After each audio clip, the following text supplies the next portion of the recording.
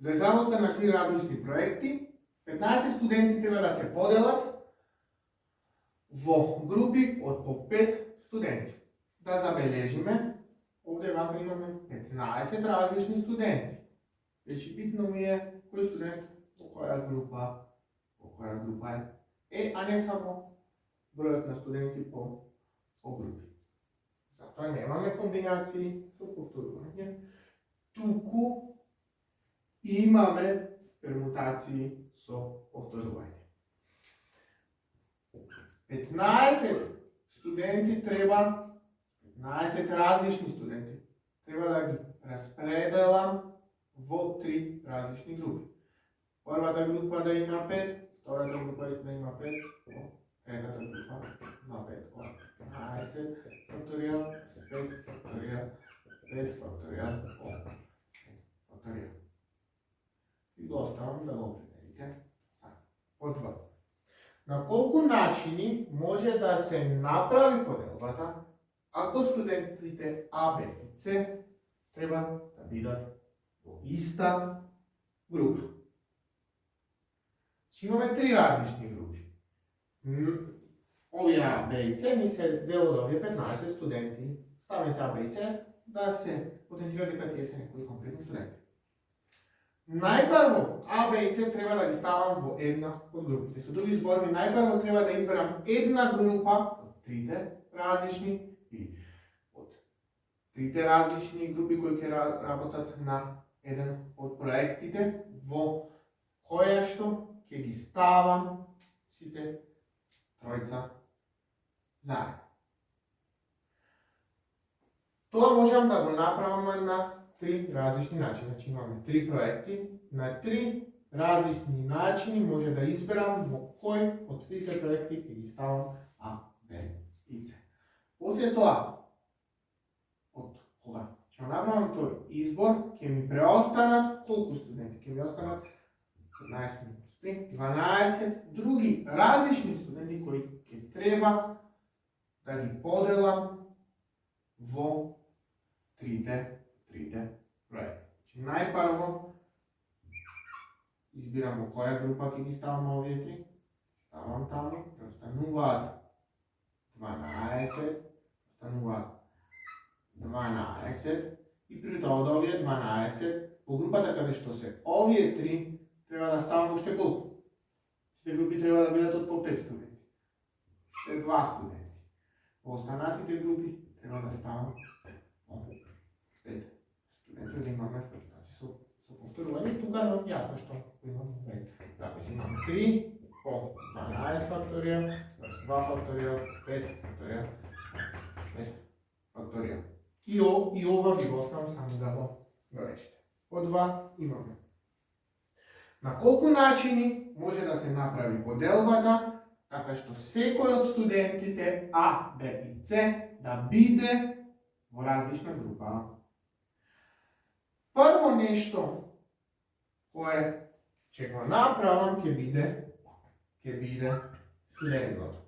Ако ова ми означува, ако ова прво место ми означува во која група ќе биде студентот А, а ова во која ќе биде група студентот Б, ова во која група ќе биде студентот С, имам некаква пермутација. Значи треба да изберам една од групите, ќе ги означам со еден од проектите, 1, 2, 3 и да направам некаква пермутација тука.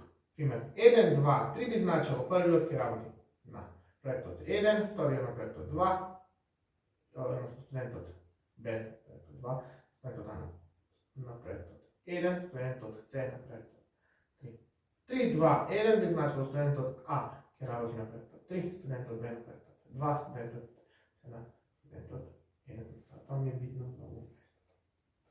Најпрво ќе изберам за А еден од проектите во кој ќе го ставам. Тоа можам да направам на 3 начини. За Б понатака преостануваат, штом А, Б ќе сум го сместил во еден од проектите, Б не смеам таму да оставам, значи ми преостануваат 2 начини и за С ми преостанува само еден начин после додавањето на А и Б. Osvještavanje na A i B, evo neka je grupa koja će raditi na određen projekt.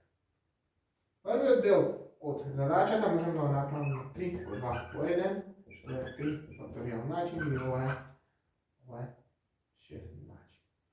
Što imamo tu? Koliko može ovako da rešite zadačaka? Može prvi del od kombinatorni problem, a ne po 2. Da rešite na sljedeći način. Dakle, poznajete дека вие имате пермутација без повторување, множество со 3 елементи и класа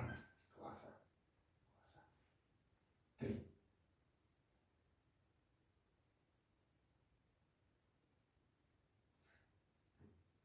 За ова зборувавме во првите.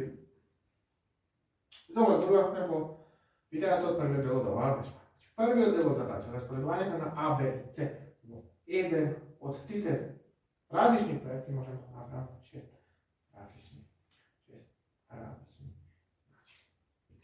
Од која ги распределам, преостануваат 12 различни студенти кои што треба да ги распределам во еден од трите различни проекти и при тоа во секој од проектите да имам по 5 студенти. Што имам 15, имам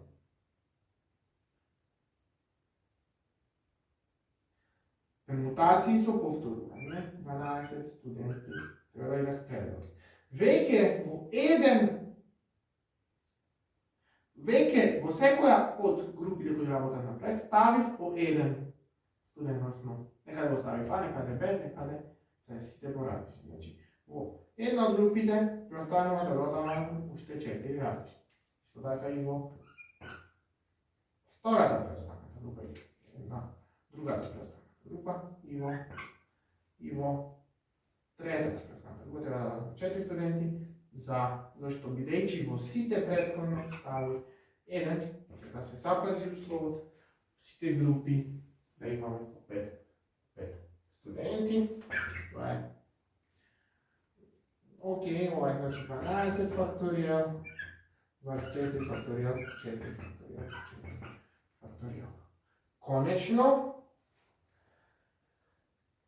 бидејќи за секој избор на различна група за А и Б, С, имам по колку начини за распределба на преостанатите студенти, по 2 поделбата можам да ја направам на 6 по ова тука 12 факторијал, 4 факторијал,